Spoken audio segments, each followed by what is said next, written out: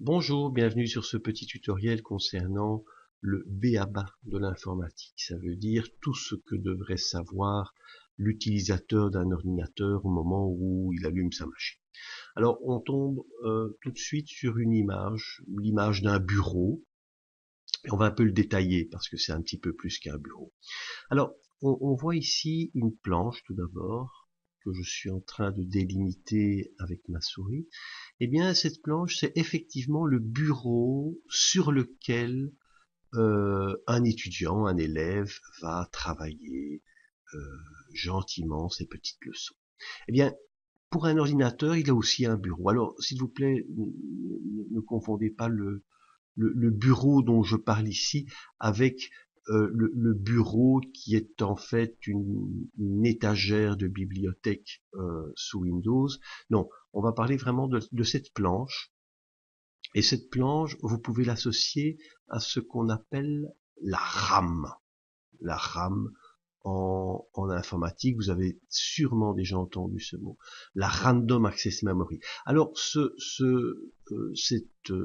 cet acronyme RAM, qui donne donc Random Access Memory, c'est une expression très très compliquée pour en fait quelque chose d'assez simple. Random Access Memory, ça veut dire mémoire à accès aléatoire. Autrement dit, lorsque vous allez charger vos programmes sur la RAM, eh bien, ces programmes ne vont pas toujours s'installer aux mêmes endroits. On peut très bien s'imaginer que, ben voilà, Word va s'installer ici, Windows va s'installer ici, votre Notepad++ va s'installer là. Le lendemain, ça sera différent. Le lendemain, ben Word se sera installé ici, le Notepad++ ici, et puis Windows un peu plus loin. Donc ça veut dire quoi? Ça veut dire que c'est une mémoire dont l'accès est aléatoire et qui va être piloté, cet accès va être piloté par ce qu'on appelle un système d'exploitation. Alors un système d'exploitation, c'est quoi? Eh bien c'est Windows par exemple. Ça veut dire que c'est le programme qui, au moment où vous allumez votre PC, au moment où vous allez allumer votre PC, vous avez la ROM, la Read Only Memory, ROM, Read Only Memory, qui va tout simplement demander à l'ordinateur, demander au processeur de charger le système d'exploitation sur votre RAM, sur votre bureau. Eh bien, c'est un petit peu comme lorsque vous vous asseyez à votre bureau. Prenez votre chaise, vous vous asseyez prêt à travailler, mais forcément, pour pouvoir travailler, ben, il faut qu'on puisse organiser l'information sur ce bureau. Eh bien, c'est vous, évidemment, qui allez l'organiser. Et vous aussi, vous organisez cette mémoire de manière aléatoire dans la mesure où votre journal de classe ou votre cahier de mathématiques, vous ne le mettez pas toujours au même endroit sur votre bureau. Donc, vous organisez votre bureau comme l'ordinateur organise sa RAM. Alors, on voit deux choses intéressantes aussi sur cette image. C'est ces trois tiroirs ici, qui vont être associés évidemment à une bibliothèque, et cette grande bibliothèque que vous voyez là, qui est subdivisée en étagères. Alors, dans cette première bibliothèque, ce ne sont pas des étagères, ce sont des tiroirs, mais en tout état de cause, ce sont des éléments physiques qui permettent de recevoir l'information. Donc là, c'est sous forme d'étagères, ici c'est sous forme de tiroir, et bien dans un ordinateur, c'est exactement la même chose. Dans un ordinateur, c'est bibliothèque, ça c'est la première, et ici la deuxième bibliothèque. Ces bibliothèques s'appellent tout simplement des mémoires de masse. Et ces mémoires de masse, ben vous les connaissez, les mots disque dur, les mots clés USB, les mots DVD ou CD, sont des mots que vous connaissez. Eh bien, ce sont vos mémoires de masse, c'est-à-dire vos bibliothèques. Et qu'est-ce qu'on fait avec une bibliothèque? Eh bien, dans une bibliothèque, on stocke des livres, on stocke ici des petits fascicules, on stocke des petites fardes ici. Je dirais, ce sont des livres, ce sont des dossiers, mais c'est surtout de l'information. Et cette information peut se trouver, ben, c'est soit de l'écriture, soit du son, soit du son comme des CD par exemple, ou du son et de l'image comme des DVD. Et donc, vous voyez que l'ordinateur est organisé exactement comme votre chambre ou votre salon. L'information que vous possédez, eh bien, vous la stockez dans des mémoires de masse. Et ces mémoires de masse, c'est-à-dire ces bibliothèques en informatique, eh bien, s'appelle tout simplement disque dur, clé USB, DVD. On pourrait rajouter un élément, c'est que vos mémoires de masse, hein, ici on va regarder sur ordinateur, voilà, ordinateur, on voit ici qu'on a deux disques durs et un lecteur de DVD, et vous pouvez constater que vos disques durs sont organisés en petits éléments jaunes là. Eh bien, ces petits éléments jaunes, ce sont des dossiers, et un dossier dans votre ordinateur doit être associé à une étagère dans votre bibliothèque. Donc, doit, euh, pardon, un dossier doit être comparé à une étagère. Je parle de l'élément physique. Hein. Je parle d'éléments physiques, tandis que l'information doit être considérée comme étant un fichier. Donc, information égale fichier, étagère égale dossier pour l'ordinateur. Bien, autre chose d'intéressant, on voit ici des petits crayons. Ben, c'est une interface. Bon, il n'y a pas d'imprimante, malheureusement. Mais enfin, c'est une interface. Lorsque vous voulez rentrer en communication avec vos fichiers, lorsque vous voulez agir sur vos fichiers, ben, vous avez besoin d'une interface. Alors, agir, que ce soit en entrée ou en sortie. En entrée, c'est pour ajouter ou modifier votre fichier. En sortie, c'est pour, par exemple, avoir une copie de votre information à l'imprimante ou à l'écran. Eh bien donc ces interfaces qui permettent de communiquer avec l'ordinateur, eh bien ces interfaces c'est quoi? Ces interfaces, je n'ai pas décidé. Oh oui, voilà, l'interface c'est le clavier, c'est la souris, c'est l'écran, c'est l'imprimante, c'est le joystick, c'est évidemment les écouteurs, c'est le micro, etc. Donc vous voyez que une simple image de bureau sur lequel que vous pourriez utiliser ou que vos enfants utilisent ou que vous-même utilisez, eh bien peut avoir comment dirais-je, une explication, une analogie avec le fonctionnement d'un ordinateur. Alors, qu'est-ce qu'il y a d'autre? Qu'est-ce que j'ai noté d'autre? J'ai noté le processeur. Le processeur, c'est lui, évidemment, qui va un petit peu, qui va permettre de gérer votre ordinateur, c'est-à-dire de charger un programme, de décharger un programme, de demander un fichier, de se charger, de faire du calcul, etc., de faire du traitement d'image, enfin tout ce que vous pouvez imaginer faire avec un ordinateur. Ce processeur, c'est entre guillemets votre cerveau. C'est pas tout à fait votre cerveau parce qu'il n'a pas l'autonomie de la volonté, mais c'est un peu votre cerveau. Donc c'est le processeur qui va justement sur cette RAM, cette Random Access Memory, eh bien travailler sur l'information. Attention, un ordinateur ne travaille pas l'information dans les bibliothèques, vous non plus d'ailleurs. Lorsque votre cahier est dans votre bibliothèque, votre journal de classe, votre cahier est dans la bibliothèque, vous ne travaillez pas dessus, c'est pas possible, entre guillemets. Eh bien l'ordinateur, c'est la même chose. Pour pouvoir travailler, il a besoin de rapatrier un fichier sur la RAM. Donc lorsque vous voulez travailler avec un fichier, en fait, vous demandez à votre ordinateur de rapatrier le fichier concerné sur la RAM. En général, en ouvrant le programme qui va permettre de travailler sur votre fichier. Eh bien, vous, c'est la même chose. Lorsque vous voulez travailler, faire votre devoir, ben votre RAM elle est toute vide, vous vous asseyez à votre bureau, et puis qu'est-ce que vous allez faire avec votre petite main? Vous allez prendre votre cahier, que ce soit dans un tiroir ou dans une de ces étagères, vous allez prendre votre cahier, ouvrir votre cahier, prendre une interface, c'est-à-dire un crayon ou un bic ou je ne sais quoi d'autre, et travailler sur votre information. Eh bien l'ordinateur fait la même chose, il rapatrie sur la mémoire centrale, sur la RAM, mémoire centrale et RAM c'est la même chose. Hein. Mémoire centrale quoi? Eh bien le fichier sur lequel vous voulez travailler. Et quand c'est fini, eh bien qu'est-ce que vous faites? Eh bien vous remettez votre fichier, votre cahier dans votre bibliothèque. Eh bien l'ordinateur fait exactement la même chose. Il va tout simplement stocker de nouveau votre fichier dans la mémoire, dans la mémoire de masse. Alors il y a une petite différence quand même, c'est que vous, quand vous prenez votre cahier, vous le prenez physiquement et vous le mettez sur votre table. L'ordinateur pas. L'ordinateur il prend une copie de votre fichier. Il prend une copie, il met cette copie sur la RAM.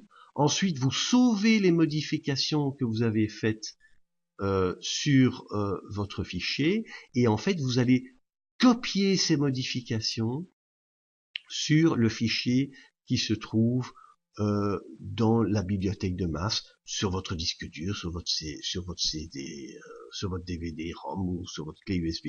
Donc c'est une légère différence. Donc je rappelle, quand vous travaillez avec un ordinateur, on prend une copie de ce qu'il y a dans la mémoire de masse et on enregistre la modification sur l'original qui se trouve euh, euh, dans la mémoire de masse au moment où on range entre guillemets son fichier. Eh bien voilà, vous savez quasi tout sur le fonctionnement, en tout cas sur la façon dont vous pouvez comprendre le fonctionnement général d'un ordinateur. J'aimerais quand même revenir aux dimensions. Alors, le bit, qu'est-ce qu'un bit? Ben, le bit, c'est un interrupteur. Vous allumez, vous éteignez, c'est un bit. Un bit a deux états, c'est allumé ou éteint. Et l'ordinateur, lui, fonctionne avec des groupes de 8 bits, qu'on appelle quoi? Qu'on appelle des bytes. Alors, c'est intéressant parce que chaque byte va être adressable. Vous voyez cette RAM, hein, donc c'est ce bureau qu'on peut associer à la RAM. Eh bien, vous devez imaginer que tous les bytes sont côte à côte, les uns à côté des autres, et que vous pouvez les adresser, un petit peu comme dans une ville. Vous pouvez imaginer que dans une ville, chaque maison, chaque habitation, que ce soit une maison, un appartement, ne fait pas la différence. Chaque habitation est adressable. Forcément, lorsque vous devez envoyer du courrier chez quelqu'un, eh bien vous mettez une adresse. Chaque habitation, et c'est l'habitation qui est adressée, chaque habitation est adressable. Eh bien c'est la même chose. Dans une RAM, eh bien, chaque groupe de 8 bits, c'est-à-dire chaque byte, est adressable. C'est tout simple. Alors, on peut aussi, je vais passer par ici, lorsque le bit a deux états possibles, 0 ou 1. Un bit peut représenter deux choses différentes et c'est pas grand-chose. Forcément, on peut très bien imaginer qu'à l'état 0, on représente la couleur, je sais pas moi, la couleur noire, et qu'au bit 1, on représente la couleur blanche. Eh bien, que se passe-t-il si tant est que le noir et le blanc soient des couleurs, évidemment? Évidemment, c'est pas beaucoup, hein, c'est pas beaucoup. On aimerait bien un peu plus de couleurs. Alors, qu'est-ce qu'on fait? On va augmenter, donc 2, c'est pour deux états possibles. Hein. On va augmenter le nombre de bits dans la configuration. Si j'ai un bit dans ma configuration, j'ai deux états possibles. J'ai deux configurations possibles. Si j'ai 2 bits dans la représentation, j'ai maintenant 4 configurations possibles. Si j'ai 3 bits, j'en ai 8, etc. Et vous savez très bien que lorsqu'on a 8 bits dans la représentation, on peut représenter 256 choses différentes. Alors, je reviens là-dessus tout simplement parce que, globalement, l'informatique est basée sur le byte. Elle n'est pas tellement basée sur le bit. Attention, en programmation, on peut agir sur les bits individuellement, là n'est pas le problème. Mais l'organisation de l'information est organisée sur le byte ou sur des groupes de 8 bytes. Très bien. Alors, on va reparler un peu des dimensions. Bon, malheureusement, on en a fait des nouvelles, mais enfin, les anciennes me paraissaient tellement claires. Je rappelle quand même que une machine informatique est une machine binaire. Ça veut dire que votre information va être numérisée. C'est quoi numériser l'information? C'est transformer l'écriture, le son, l'image en une série de bits qui sont à 0 ou à 1, organisés en groupes de 8 bits en bytes, et donc votre information est évidemment numérisée en système binaire. Il n'y a pas une véritable image évidemment sur les mémoires. Non, ce sont des numérisations d'images. Le texte est numérisé, le son est numérisé, l'image est numérisée. Évidemment, il y a des choses qui ne sont pas numérisables, l'odeur par exemple. L'odeur, quoique. Le toucher, quoique. Tout ça, il y a des progrès tellement intenses dans ce genre de choses. Mais ici, c'est l'information numérisable, c'est évidemment tout ce qu'on peut voir, c'est-à-dire le texte, l'image et tout ce qu'on peut entendre, le son. Alors, on avait avant, et ça tombait sous le sens, le kbyte. dont la définition était 2 exposants 10 bytes, ça veut dire 1024 bytes. On avait le mégabyte, 2 exposants 20 bytes, 1 48 576 bytes, le gigabyte, le terabyte. Maintenant, et c'est le fait qu'on évidemment, nous, on vit dans un monde qui est basé sur la base 10. Alors, quand on parle de 2 exposants 10, 2 exposants 20, c'est pas très expressif. Par contre, quand on parle de 10 exposants 3, 10 exposants 6, 10 exposants 9, c'est beaucoup plus expressif. Malheureusement, cela rentre en, je dirais, en conflit avec ce que c'est une machine informatique, hein, parce que regardez, si je prends par exemple le gigabyte, 1 milliard 73 millions 741 824 bytes, ça c'est exactement ce qui correspond à un gigabyte. Dans les nouvelles dimensions, on va vous dire qu'un gigabyte c'est 1 milliard de bytes. C'est 1 milliard de bytes. C'est vrai que c'est 1 milliard de bytes, mais avec quand même une erreur de 73 741 824 bytes. C'est pas une petite erreur, hein. C'est pas une petite erreur, hein. C'est énorme. Quand on prend un terabyte, l'erreur est de 99 milliards 511 627 776 bytes. Donc, l'erreur est quand même énorme. Cela dit, bon, il semblerait que maintenant le monde fonctionne avec ces nouvelles dimensions, même si je n'aime pas ça du tout. Enfin voilà, j'ai mis les deux, comme ça vous pouvez un petit peu vous rendre compte de ce qui se passe. Alors c'est quoi ça, DDR4? Je l'ai mis tout simplement parce que lorsque vous voulez choisir un ordinateur, on va vous demander, mais monsieur, qu'est-ce que vous voulez comme mémoire centrale? Alors, la DDR4, c'est tout simplement la Double Data Rate, 4e génération, c'est tout simplement votre mémoire centrale, c'est-à-dire votre RAM. Alors votre RAM, elle peut avoir différentes tailles. C'est aussi vrai pour les mémoires de masse. Mais votre RAM, vos mémoires de masse peuvent avoir différentes tailles. Alors ces tailles, en général, à l'heure qu'il est aujourd'hui, au moment où je fais ce tuto, on va vous proposer une RAM de 8 gigas. Alors 8 gigas, c'est 8 fois 1 milliard 73 741 824 bytes. C'est une très très belle mémoire.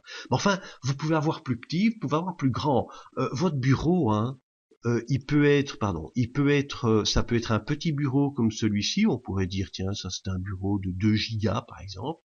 Vous pouvez avoir un très grand bureau de 4 gigas, un plus grand bureau de 4 gigas, un énorme bureau de 16 gigabytes.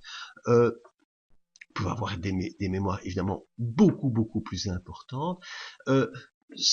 Voilà, c'est la place. Forcément, plus votre mémoire est importante et plus vous allez pouvoir ramener d'informations sur votre mémoire, et donc votre ordinateur forcément aura plus de facilité pour travailler. Effectivement, sur un petit bureau, vous devez sans cesse charger des fichiers, charger des livres, mais comme il n'y a pas beaucoup de place, vous devez en remettre pour en charger d'autres. Donc ça prend du temps. Eh bien, lorsque vous avez un très grand bureau, vous pouvez tout mettre sur votre bureau, et évidemment, votre information est directement accessible, et donc vous travaillez plus vite. Mais c'est ça l'idée, hein. C'est ça l'idée.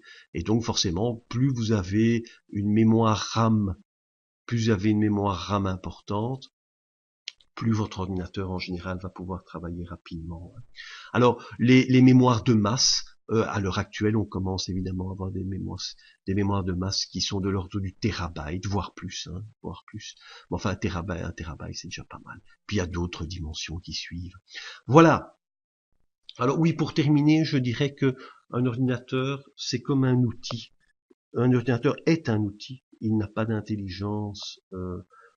Ça ne vous viendrait pas à l'idée de dire que votre marteau est bête ou intelligent. Eh bien, c'est la même chose pour un ordinateur. Un ordinateur n'est ni bête ni intelligent. Il est impressionnant. Pourquoi? Parce que les MIPS, millions d'instructions par seconde, un ordinateur travaille très très vite. Et c'est ça qui vous impressionne. Si je vous demande de faire une action élémentaire, par exemple, lever votre bras et puis descendre votre bras, ça va vous prendre 1 seconde, grosso modo. Eh bien, vous allez faire quoi? 2 ou 3 opérations élémentaires en 1 seconde. Un ordinateur fait des millions d'instructions par seconde, des dizaines de millions d'instructions par seconde. Et c'est ça, évidemment, qui est extrêmement impressionnant lorsqu'on utilise un ordinateur. Mais n'oubliez jamais qu'un ordinateur n'est ni bête ni intelligent. Un ordinateur, c'est tout simplement un outil. Voilà, alors ceci forme, je dirais, le b.a.-ba de l'utilisation d'un ordinateur. C'en est fini pour aujourd'hui. Dans un autre tuto, je vais attaquer un petit peu plus précisément ce que c'est le gestionnaire de fichiers. Voilà, c'est fini. À très bientôt.